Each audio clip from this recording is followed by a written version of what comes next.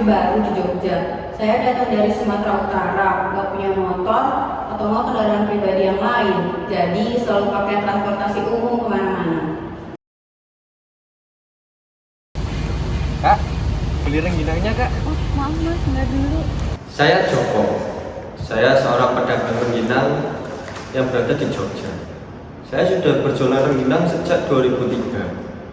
Saya berjualan rengginang itu di sekitar halte bus kita sini. Pak maaf, ini emang bisnya suka lama ya?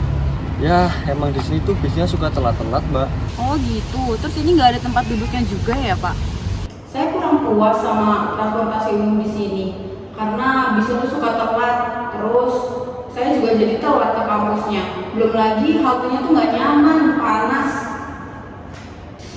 Ya, bagaimana ya? Saya itu berjualan sudah dari 2003. Dulu haltenya itu bagus sekali. Jadi ramai yang ke situ. Dan itu saya melihat peluang bisnis untuk berjualan ini. Tapi lama-kelamaan haltenya itu mulai terbengkalai. Sehingga penumpangnya itu hanya dikit yang datang. Sehingga berdampak dengan omset saya. Sekarang penjualan saya itu menurun karena sepi pembeli. Ya, saya nggak tahu ya pemerintah itu kerjanya ngapain, nggak memperhatikan fasilitas umum seperti ini. Apalagi dengan busnya yang telat-telat, penumpangnya jadi males ke halte yang sini. Ya, inilah Mbak keadaannya. Bunan. Sarah. Saya Rob. Saya itu mahasiswa semester akhir. Saya itu di sini biasa kalau berkendara sih pakai kendaraan pribadi, tapi kadang juga pakai transportasi umum. Lagi nungguin bis juga ya? Iya nih Kak. Pak, rengginangnya mas. Oh, maaf mas ya dulu. Tuh kan nggak laku. Biasa naik transportasi umum juga Kak? Ya sih, kadang-kadang juga sih naik transportasi umum. Berarti itu emang ini tuh biasa lama gitu ya, suka telat-telat? Iya, makanya aku baru datang sini kan. Tapi aku juga bingung ini kan soalnya udah ada jadwalnya juga ya. Tapi kayak masih lama juga. Haltenya juga kurang nyaman ya? Ya, gimana ya pemerintah ya? Kayaknya pemerintah nggak kerja deh, orang-orangnya dikorupsi. Saya tuh bingung ya sama pemerintah. Saya tuh merasa kecewa. Di sini halte rusak, nggak bener-bener. Jadi omset saya turun. Bingung saya buat makan aja susah itu. Itu tadi contohnya saya ditolak. Terus gimana saya mau membagikan uang? Saya tuh nggak tahu ya aliran uang pajak itu kemana. Jadi saya nggak mau bayar pajak. Nggak jelas siapa tahu dikorupsi. Kita nggak tahu mas. Jadinya saya nggak mau bayar pajak daripada dikorupsi. Ya benar juga sih Pak, pemerintah itu harus memenuhi hak warga negaranya lah. Tapi menurutku warga negara ini perlu sadar juga sih akan kewajibannya kalau buat bayar pajak atau misalnya kewajiban-kewajiban lainnya gitu sih. Kalau saya sih sebagai mahasiswa semester akhir, saya tuh paham sebenarnya kenapa kita tuh penting buat bayar pajak. Pajak kan sebenarnya bisa dialokasiin buat dana pembangunan fasilitas-fasilitas yang kayak misalnya halte yang tadi Una sama bapaknya tadi utarakan permasalahannya.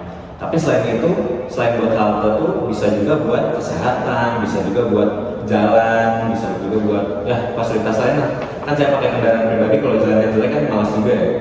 Jadi menurut saya sih bukan cuma pemerintah negara ya yang punya kewajiban, tapi warga negaranya juga punya kewajiban itu sendiri. Tapi kalau misalnya masih ada aduan, bisa banget tuh lapor ke posko pengaduan yang udah disediain pemerintah. Pasti di sana bakal dibantu juga loh. Oh boleh tuh, nanti deh aku bakal kesana buat ngelapor. Permisi Pak. Oh iya, mari. Silakan duduk dulu, Mbak. Ada yang bisa dibantu? Nama saya Luhut. Saya pegawai negeri. Masih baru sih, 2 tahun. Jadi PNS, bagian pelayanan masyarakat. Jadi gini Pak, saya mau ngeluh soal transportasi umum. Iya, boleh. Silakan disampaikan Kak, keluhannya. Ya, tiap hari itu ada aja gitu Mas.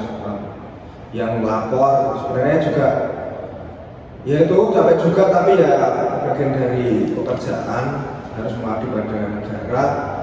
Itu tiap hari itu ada aja yang ngeluh dari fasilitas itu yang sering banget tuh fasilitas tuh, terus sampah lah, bau dan lain sebagainya. Terus apa sampai sapi tetangga masuk rumah itu juga ngadu ke sini.